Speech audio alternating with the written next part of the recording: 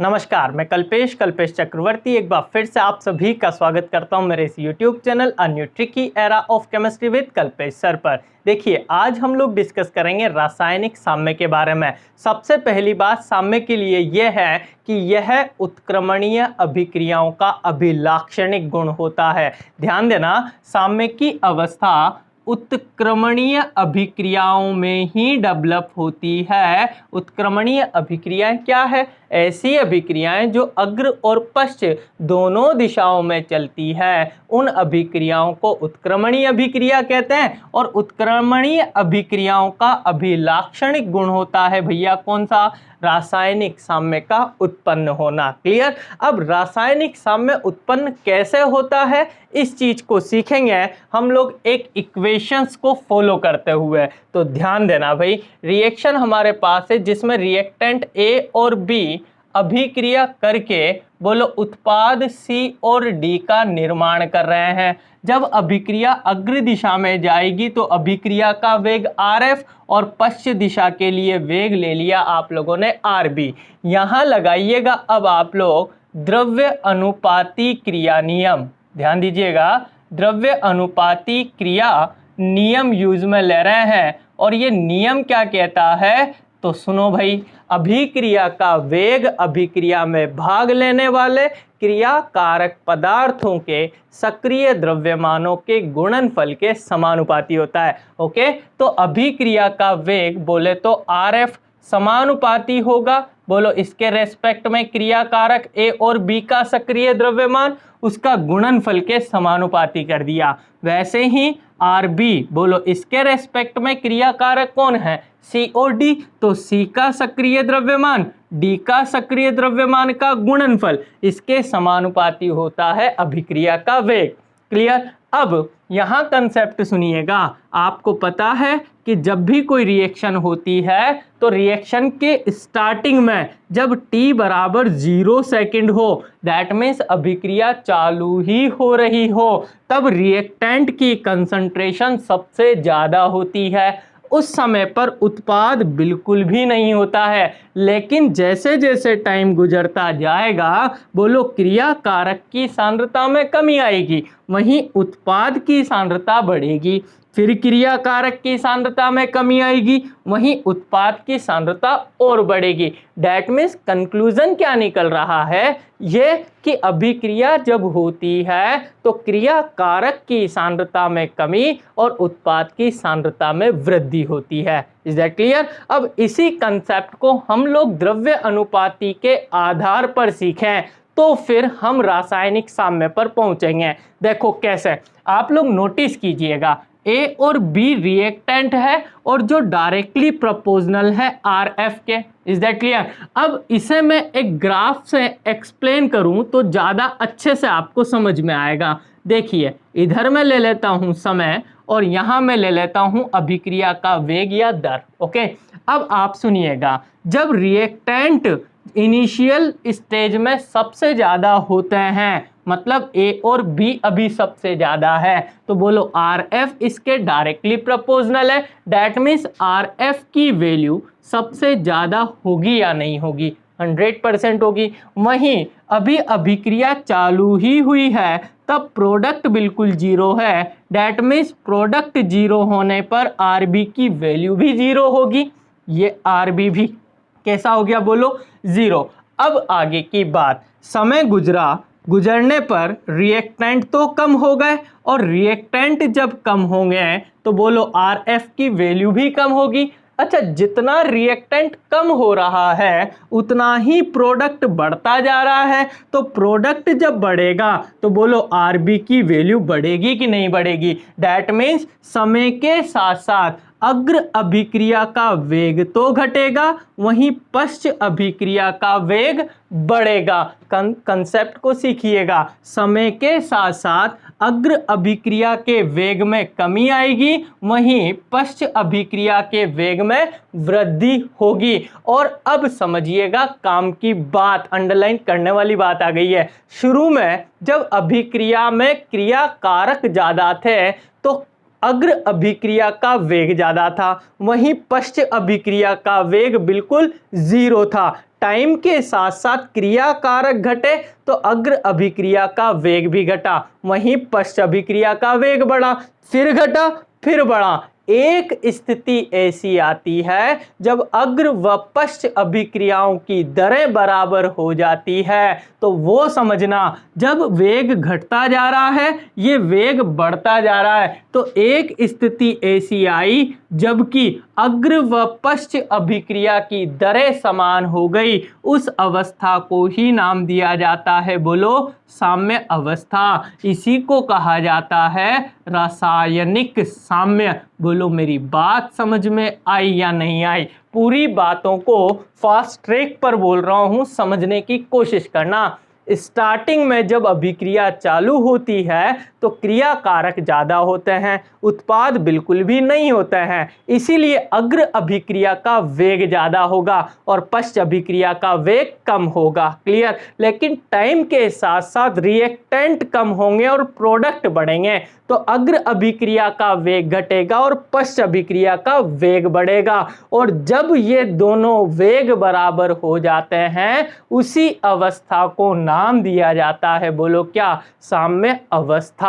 Is that clear? अब काम की बातें सुनिएगा, साम्य अवस्था के 2-4 पॉइंट सुनना। सबसे पहली बात इसमें जो आती है भाई देखिएगा, साम्य की अवस्था पर, साम्य अवस्था पर पहली बात, अग्र व पश्च अभिक्रिया की दरें समान होती, यस और नो? दैट मीन्स साम्य की अवस्था पर बोलो RF और RB कैसे होंगे भाई? बराबर होते हैं। क्या ये पहली बात आप लोगों को समझ में आ गई? आनी भी चाहिए। दूसरी बात सुनिएगा, काम की बात है भाई, साम्य अवस्था पर क्रिया कारक व उत्पाद की सांद्रता समान हो भी सकती या नहीं भी हो सकती,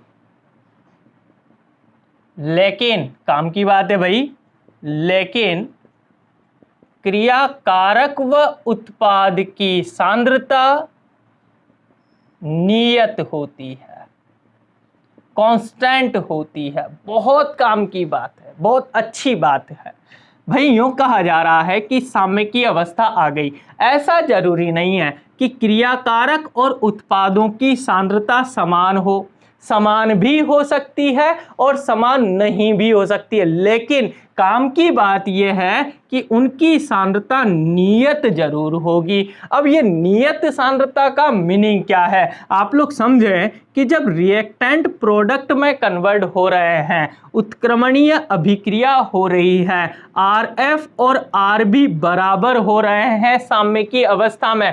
RF का मतलब क्या है? अग्र अभिक्रिया का वेग, मतलब कि क्रियाकारक किस स्पीड से प्रोडक्ट में बदल रहे हैं। Is that clear? और RB का मतलब क्या है कि प्रोडक्ट किस स्पीड से रिएक्टेंट में बदल रहे हैं। अब जब साम्य की अवस्था आ गई, RF और RB बराबर हो गए, तो इसका मतलब यह है कि क्रियाकारक जिस स्पीड से प्रोडक्ट में कन्वर्ट हो रहा है उसी स्पीड से प्रोडक्ट वापस रिएक्टेंट में कन्वर्ट हो रहा है। दैट मीन्स क्या? क्रियाकारक और उत्पाद की सांद्रता में परिवर्तन आया क्या? अरे भाई, यदि मान लीजिए, एक उदाहरण से समझे, मेरे पास 1000 रुपए हैं, मेरे सामने एक व्यक्ति खड़ा हुआ है, अब हम दोनों उसमें से 500 रुपए का लेन देन करेंगे। मैंने 1000 में से 500 उसको दिए, इधर वाले हाथ से उसे दिया और दूसरे उसने वापस मेरे को दे दिए। मैंने 500 उसे दिए, उसने दूसरे 500 मेरे को दे दिए। मेरे पास 1000 के 1000 ही है। क्यों? क्योंकि जिस स्पीड से मैं उसे पैसे दे रहा हूं उसी स्पीड से वो हैंड टू हैंड मेरे को पैसे दे रहा है। दैट मीन्स मेरे पास जो कंसंट्रेशन है वो की वही बरकरार है। कहने का मतलब क्रियाकारक और उत्पाद की सांद्रताएं नियत होती है। कब? जबकि कौन सी अवस्था आ जाए भैया? साम्य की अवस्था आ जाए। बोलो समझ में आई मेरी बात? फिर तीसरी बात पे गौर कीजिएगा, काम की बात है भाई तीसरी वाली। देखो, साम्य अवस्था पर उत्प्रेरक काम लें तो, ध्यान देना, साम्य की अवस्था में उत्प्रेरक काम लें तो उत्प्रेरक अग्र व पश्च दोनों अभिक्रियाओं की दरों को समान रूप से प्रभावित करता, जिससे साम्य पहले उत्पन्न हो जाता। भाई ध्यान दीजिएगा, साम्य की अवस्था में यदि आप लोग उत्प्रेरक को काम लेते हैं, ठीक है, तो उत्प्रेरक क्या करता है कि देखो रिएक्टेंट और प्रोडक्ट, प्रोडक्ट वापस रिएक्टेंट, उत्प्रेरक कोई सा भी डाला आपने, और ये उत्प्रेरक जिस तरह से अग्र अभिक्रिया की दर को प्रभावित करता है ना, उसी हिसाब से यह पश्च अभिक्रिया की दर को भी प्रभावित करता है। इसका मतलब साम्य की अवस्था पहले ही उत्पन्न हो जाएगी। जो साम्य यहाँ उत्पन्न हुआ वो पहले ही उत्पन्न हो जाता है। ऐसा कब होता है? जबकि धनात्मक उत्प्रेरक काम लिया जाए। तो ध्यान दीजिएगा इस बात पे, धनात्मक उत्प्रेरक की उपस्थिति में साम्य की अवस्था थोड़ी पहले ही बन जाती है। क्यों? क्योंकि उत्प्रेरक अभिक्रिया के वेग को तेज कर देता है, क्योंकि यहां डाला जा रहा है ना धनात्मक उत्प्रेरक, जो अभिक्रिया के वेग को तेज कर देता है। तो साम्य की स्थिति थोड़ी पहले ही उत्पन्न हो जाती है। समझ में आ गई? अगली बात सुनिएगा, बहुत खतरनाक है, तो सुने भाई। नेक्स्ट बात है, यदि साम्य अवस्था पर ताप, दाब व सांद्रता में परिवर्तन ना करें तो साम्य अनंत समय तक रहता। बहुत अच्छी बात है। सपोज करो साम्य की अवस्था आ गई और उस साम्य की अवस्था के साथ आप लोगों ने कोई छेड़छाड़ नहीं करी। कहने का मतलब ना तो ताप में परिवर्तन किया, ना दाब में, ना सांद्रता में। तो ऐसी स्थिति में साम्य अनंत समय तक बना रहेगा। इसीलिए तो हम कहते हैं कि उत्क्रमणीय अभिक्रियाएं जो होती है वो कभी भी पूर्णता को प्राप्त नहीं होती है। क्लियर हुई बात? फिर नेक्स्ट चीज सुनिएगा, साम्य अवस्था पर डेल्टा जी, बोलो याद आ गया, गिब्स ऊर्जा परिवर्तन का मान हमेशा 0 होता है। ध्यान देना ये बात, साम्य की अवस्था पर डेल्टा जी की वैल्यू ऑलवेज 0 होती है। क्लियर? अगली बात सुनिएगा, बहुत अच्छी है, साम्य की प्रवृत्ति गतिक होती है। मतलब साम्य हमेशा किस अवस्था में होता है? गतिक अवस्था में ही होता है। अब ये गतिक का मतलब क्या है? यहां मैं 2 पॉइंट्स को रिलेशन में लूंगा। एक पॉइंट तो यह कि भैया क्रियाकारक और उत्पादों की सांद्रता नियत होती है। तो जब ये बात बोली जाती है तो स्टूडेंट का माइंड कंफ्यूज करता है, क्या कि भैया इसका मतलब यह है कि साम्य की अवस्था पर जब क्रियाकारक उत्पादों की सांद्रता नियत हो गई तो क्या अभिक्रिया रुक जाती है क्या? लेकिन मैं कह रहा हूं नहीं रुकती है। क्यों? क्योंकि साम्य हमेशा गतिक होता है। गतिक का मतलब क्या है? अभिक्रिया दोनों दिशाओं में समान दर से चलती रहती है। कहने का मतलब वही बात आ गई, जिस स्पीड से क्रियाकारक उत्पाद में बदलेगा उसी स्पीड से उत्पाद क्रियाकारक में बदलता रहता है। तो दिखने में ऐसा लगता है कि जैसे अभिक्रिया रुक गई हो। क्यों? क्योंकि हम कह रहे हैं कि साम्य की अवस्था में सांद्रताएं कैसी हो जाती है? नियत होती है। तो हमें ऐसा लगता है कि अभिक्रिया रुक गई होगी, लेकिन अभिक्रिया कभी रुकती नहीं है उत्क्रमणीय वाली। क्यों? क्योंकि साम्य हमेशा कौन सी प्रकृति का होता है? गतिक प्रकृति का होता है। दैट मीन्स इसमें साम्य की अवस्था में आगे की तरफ जिस स्पीड से अभिक्रिया चल रही है उसी स्पीड से पीछे की तरफ भी आती रहती है। इसीलिए क्रियाकारक उत्पादों की सांद्रताएं नियत बनी रहती है। तो ये कुछ पॉइंट्स थे जो कि साम्य अवस्था के इंपॉर्टेंट पॉइंट है। हर एक पॉइंट एक्सप्लेनेशन के साथ दिया है। कोशिश कीजिएगा एक एक बात आपको समझ में आई हो। बाकी आज के लिए बहुत बहुत धन्यवाद। यदि वीडियो पसंद आए ना तो लाइक कीजिएगा, और जो भी लोग नए हैं वो कीजिएगा चैनल को सब्सक्राइब। बाकी आज के लिए बहुत बहुत धन्यवाद आप सभी को। Thank you.